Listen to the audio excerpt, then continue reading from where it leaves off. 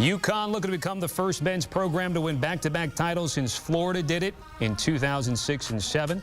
Dan Hurley looking to join an elite list of coaches with multiple national championships if he can secure another tonight. They'll be moderate favorites. Some consider bigger when you factor their opponent, also a 1 seed. The last time Glendale, Arizona crowned a champion back in 2017 when North Carolina beat Gonzaga inside that stadium. Our coverage anchored by Jacqueline DiAgostino. JD. Oh, Tommy Tran, thank you so much, my guy. Grace mentioned some of the stars in Phoenix. I'm sitting alongside 2 of them. I'm Jacqueline DiAgostino alongside Avery Johnson, Tim Doyle. We are joining you from the Phoenix Convention Center ahead of the big game, Championship Monday. We saw all the previews, gentlemen. It is the 1 seed versus a 1 seed, 2 just absolute dominant teams. And we're going to talk about each of them. But let's start with UConn. And Tim, I'll start with you. Tommy mentioned it, looking to go back-to-back for the first time since 06-07 when those Florida Gators did it. But this UConn team, they have not just been good, they have been great. The point differential has been through the roof in every single game. Just how impressive is that to not only be good, but be great at this level? Well, they're trying to get coach to that second tier. There's only one first tier in college basketball. Is a correct answer. It's UCLA. They won 10 national championships in 12 years. But going back to back, when I think about those teams, Florida, for example, those guys went on to sensational NBA careers. Al Horford's still playing. Joakim Noah had a stellar career. Look back in that Duke squad that went back to back. Christian Laettner, one of the all-time great college basketball players, played on the original Dream Team, played alongside Grant Hill, who, if he didn't get hurt, who knows what he would have been. So I think only time will tell how great this UConn team was, and maybe, as their professional careers wear on. But certainly, to Jacqueline's point, the way they're winning, Coach, they're smacking everybody. But also, when you look at the Hurley family, think about the dad. Think about his brother. So it's not just who they're going against, UCLA, Cincinnati, but it's the game within the game. The Hurley family has been a tremendous model of coaching through high school level, collegiate level. So Dan Hurley is really looking to separate himself not just from other coaches in college basketball, but from his brother and his father. Yeah, championship pedigree for coaching. Surely Danny Hurley, of course, Coach of the Year. We talked about that as well. Danny Hurley, he was talking about, his team. He called his shot about 4 years ago, saying, you should get us now. Let's take the shot. Take a listen. We got some exciting young players that are going to help lead us back. We're going to continue to recruit and develop and bring in the type of players that will bring UConn back. People better get us now. That's all. You better get us now, because it's coming. That was from 2020, 4 years ago. Get us now because we're coming. We saw that old school Florida video as well. So, Coach, I just want to ask you this.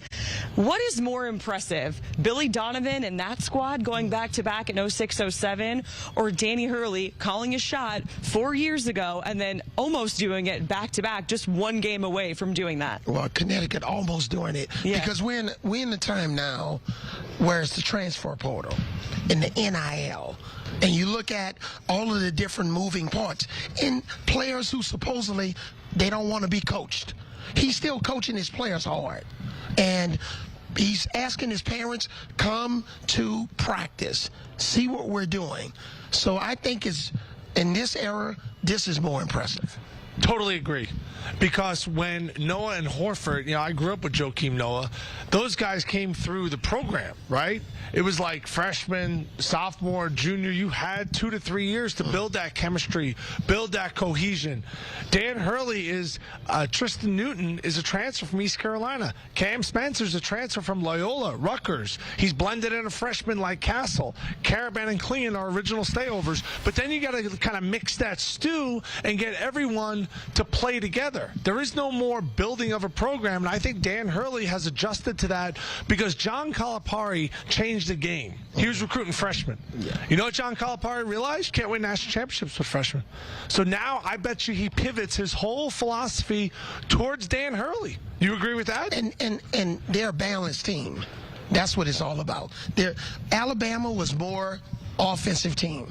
This is a balanced team. They compete on both ends of the floor. Yeah, it's a team that's showed us time and time again they can win in a number of different ways. Regardless of what happens, it's going to be historic because we're either going to get a team going back-to-back for the first time since 06-07, or we're going to see Purdue do something that has only been done once before, get bounced by a 16 seed, and then come back and win it all. So let's talk more about Purdue. And Tim, I'll start with you.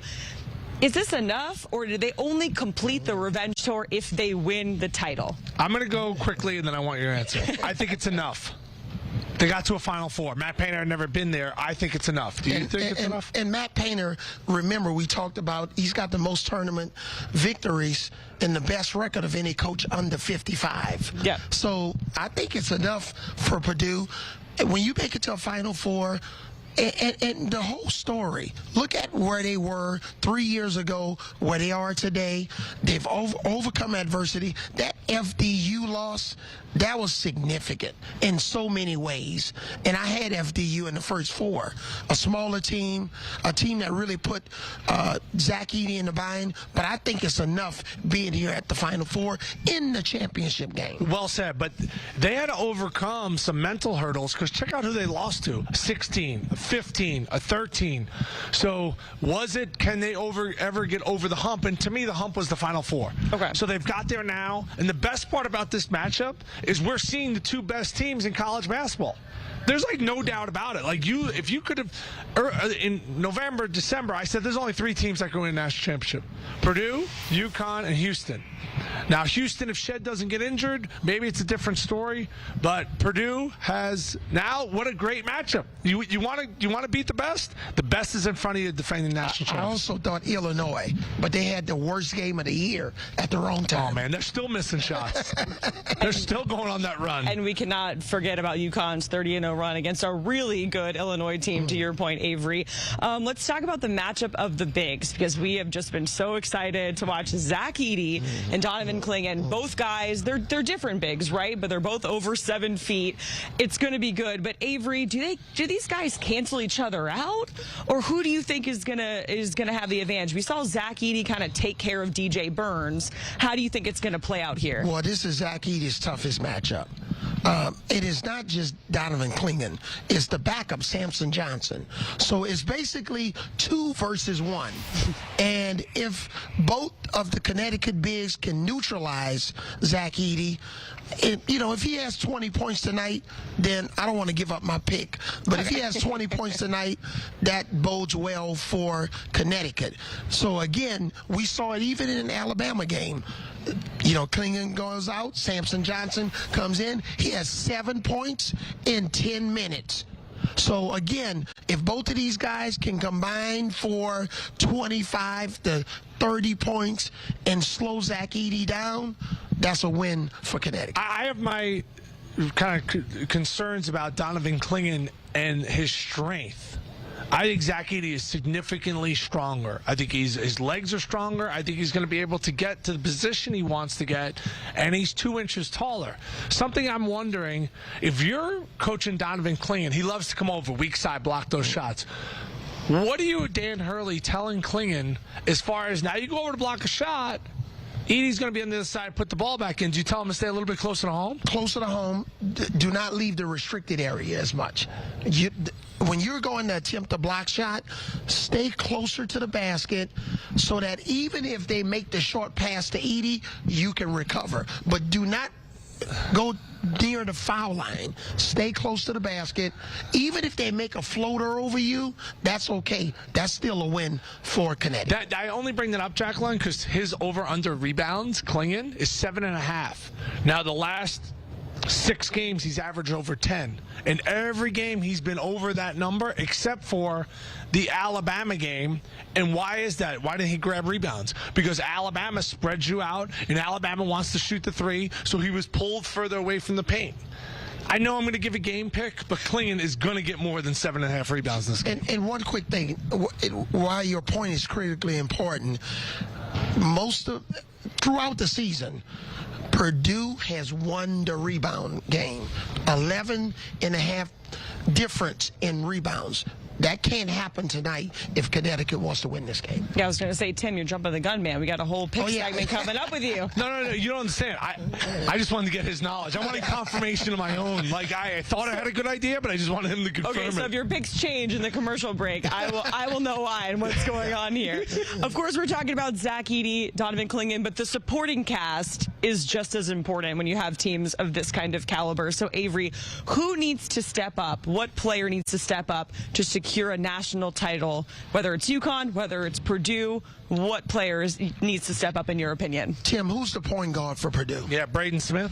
Braden Smith is the answer. Okay. All right? Braden Smith is the answer. He beat me to it. I saw the email that went out this morning.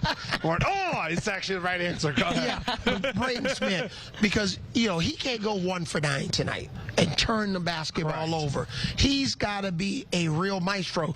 We've seen games even in the Elite Eight where he'll score, 9 points in a half. He'll disappear in the second half. Tonight, he has to have a complete game. I'm talking somewhere around 15 points, 8 assists, 1 turnover, but this disappearing act can't happen tonight playing against this elite team of UConn with multiple defenders on the perimeter that can switch. He's got to knock down some threes, shoot 40% from the three-point line as a team, but Braden Smith needs to step up. That's actually the right answer. And against Gonzaga, Coach, he had 14 points, 15 assists, 8 rebounds, and he went the distance. He played all 40 minutes. I'll build a case for Tristan Newton. He has not been the same Tristan Newton that we've seen throughout the year. The guy that went off in Lawrence against Kansas, the guy that's had triple-doubles multiple times this year. He's actually only eclipsed his scoring average twice throughout this tournament, and he has certainly been up and down. But from a defensive standpoint, the guy is a great athlete. He's got a high basketball IQ. He needs to be wildly consistent on both ends of the floor, and I think he's going to be matched up with Braden Smith. So he's got 4 or 5 inches on Smith. And talking to NBA scouts, they're confident that he's going to be a second-round pick, more than likely a two-way player next year. So this is going to be a really tough matchup for both of these guys because we both expect them and need them to perform at a high level. Finally, we want to talk about who is going to win because UConn, they're looking for their 6th national title. They're 5-0 in national title games. Purdue has never won a title. The Big Ten hasn't won since 2000. Avery, who is your pick to win? Connecticut. This is such an easy pick. This is what I call a layup. In basketball, it's a layup. All right? Zach Edey will be neutralized tonight. Purdue's not going to have 20 more free throw attempts against Connecticut. They win the free throw game. They win the rebounding game. They're going to turn the ball over tonight. They were sloppy against North Carolina State. So you're talking about a well-oiled machine in UConn. They actually didn't play very well in the first half against Alabama. So UConn will win this game tonight. They'll have 5 guys in double figures. They got a much better bench. Purdue, their bench is going to score the same amount of points we're going to score tonight. 0. So the depth, the quality, the experience, they've been on this stage before. Danny Hurley's going back-to-back. Do you want me to give you a score? Yeah, give us a score. 82-68. 82-68. We're going to remember that. We're going to write it down. Coach knows. UConn. Rip Hamilton. You know what conference I played in, right? Big Ten? Yeah. Hasn't won a national championship Northwestern, since 2000. great. Hasn't won a championship since Teen Cleaves doing the dance. I actually think everything he said was spot on. That's why I was doing the head. I think Purdue is going to have to play simply its best game of the season, and UConn's going to have to be subpar to pull off the upset. But that's why they put a point spread out there, just to make the game a little bit more interesting. Jacqueline, we're going to be diving into the smart handle, the big bets, the multiple bets, because we're not going to ask you 6.5, maybe 7.5 at some point. You think it might? We'll save it. We'll save it for the next segment. Coach is picking UConn to win 6 national titles. You know why? Because Clingan and Samson Johnson, the backup, similar to what I said Zach Edey was to DJ Burns, they're going to be Zach Edey's kryptonite. Do you want this for UConn? You want the hammer? Our guy Rip Hamilton's going to be partying it up when UConn wins a 6th national title. Purdue, UConn, the Huskies, they have been winning by double digits time and time again. They're 6.5-point favorites, and Tim Doyle has the hammer out because I'm assuming we have some locks on deck, Tim. I like that. Watch the S. It might just be a lock. Yeah, I don't like the pressure of locks, okay? It might just be a lock. Right? I have high expectations for you, Tim Doyle. We're going to get into the player props first, and I want to talk about UConn. Yes. Top props. Katie, I'll start with you. Everyone is talking about Donovan Clingan. Yeah. I feel like we have some props for him. What do you like? Yeah, I mean, I will have some of those a little bit later, but I'm actually looking at Stephon Castle, right? Okay. The Big East freshman of the year. And my goodness, how impressive was he in that last matchup? 21 points, led the Huskies in scoring. He dropped 21 points in just 30 minutes against Bama. Now, I don't think he's going to be quite as successful in this game. One good thing about UConn is they have a lot of depth. I would say all 5 of their starters had at least 12 points. Well, that's exactly where his line is. It's at 11.5. I'm going to take this over. It's juiced to -125, but he has averaged about 12 points per game in the tournament thus far and about 11 points per game over the season. So give me Stephon Castle to stay hot. Okay. Yeah, staying with UConn, I am going to go with Clingan here, and I love rebounds over. You know how many rebounding props I've bet in my life? Less than 10. Really? Okay? And I do Less not than give 10? up. Yes. I'm not, first of all, I'm not a prop guy because I prefer the game, but I get it. You want to bet props? This is why you bet this prop. This is why the hammer's out and you hammer over rebounds, okay? He has gone over this number in 5 of the last 6. And the only game he didn't go over was Alabama. And what do? They shoot 33s a game, so he's out on the perimeter. Guarding Edey, he's going to have to stay close to Edey. He's not going to be able to go over and block shots. Philosophy-wise, he has to go out there and grab 10 rebounds. So Dan Hurley's going to be like, dude, you can't block shots in this game. Like, I need you to body up Edey. So over the last 6 games, he's averaging 10 rebounds. Lock in now at 7.5. I think this number's going up. You know what Tim is? He's a parlay guy. Oh, huge parlay. He's a parlay guy. I'm a parlay, hedge, middle. Okay. Middle. I love a middle village. When I could win both ways, that just makes the hair on the back of my neck stand A up. little parlay partay with Tommy Hey. Tran. I feel like you guys always talk about that. And that is also your best bet, Tim. Yes. Okay. Totally. That's my... The one-and-done hammer that we're Yes. going to see for this entire segment. That is the lock. Okay, good to know. Let's talk about the other team, UConn, 6.5-point dogs. But when it comes to player props, Katie, what do you like when it comes to the Boilermakers? I'm going to go with what hit for me on Saturday. We're going to take Fletcher Loyer over 1.5 made threes. He was 3 for 5 from the three-point line. And look, I think Purdue's guards, they're just very efficient from beyond the arc. They shot 40% versus the Wolfpack. He's had at least 1 made 3 in 5 straight games. He's had multiple made threes in 6 of his last 10. Now, Tim, I do think that he's going to get some trouble from Stephon Castle in this. We go back to that Illini game. He actually held him to no made threes. But this is a title game, and my guy cashed for me on Saturday, so I like him to have at least 2. What a name. Fletcher Loyer. Yeah. It's great. In the ballroom with the candlestick. I mean, this is like right out of Clue. What a fantastic. With the 2 made threes. Are you left-handed? No, I'm just. Wow, I didn't know that. Wow. I'm not. I'm right-handed. I just happen to be holding with It was my. a fantastic follow-through, by the way. Get me on the court. Get me on the court. Put me in, coach. Avery Johnson said the most important player for Purdue is Braden Smith. He's right. Now, he's also biased because he's a point guard, but that's also what Braden Smith is. He's a point guard, and we'll be looking at his assist total here. Braden Smith had a game this year in the tournament against Gonzaga where he almost had a triple-double, and he's such a great facilitator. He's basically the brains of Purdue. He's been over 6.5 assists in 6 of his last 8 games. Obviously, that's his number here. Over the last 8 games, he's averaging, Katie, 9 assists. Oof. So maybe this is me willing a good game. I think we all want to see a good game, even though but UConn doesn't play good games. UConn embarrasses everybody. Yeah. So Yeah. Braden Smith is going to have to be special, even if this game's competitive. Yeah, we talked about UConn and that point differential. It has just been astronomical. We've seen it time and time again. Both of these teams, though, 5-0 against the spread throughout the NCAA tournament.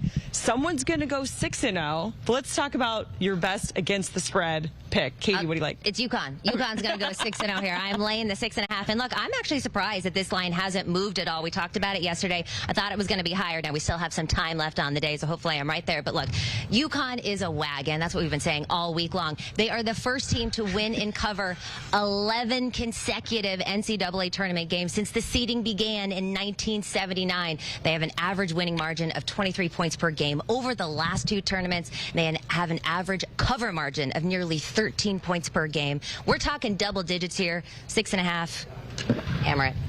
Oh, there we go. And that's also your best bet, Katie. That is my best bet. Okay. She's probably right. I mean, it's hard to build a case against UConn, like, confidently. I mean, I'm going to do my best to build a case for Purdue in this spot. Yeah. I went to a Big Ten school.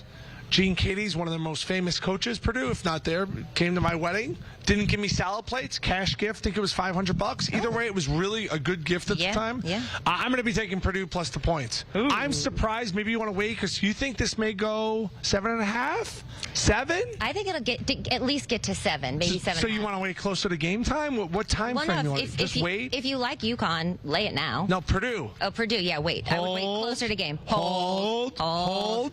Purdue's going to have to play arguably its best game of the season.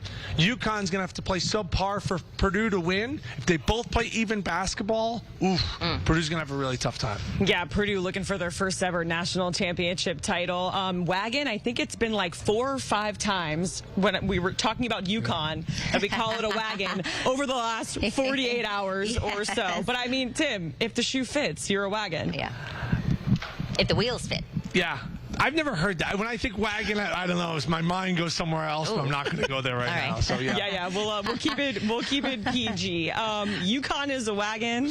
We'll see if they get 6 national titles to their name. That's what Coach Avery thinks. Tim Doyle, Katie Mox joining us here on HQ, giving you props and picks for the national championship game.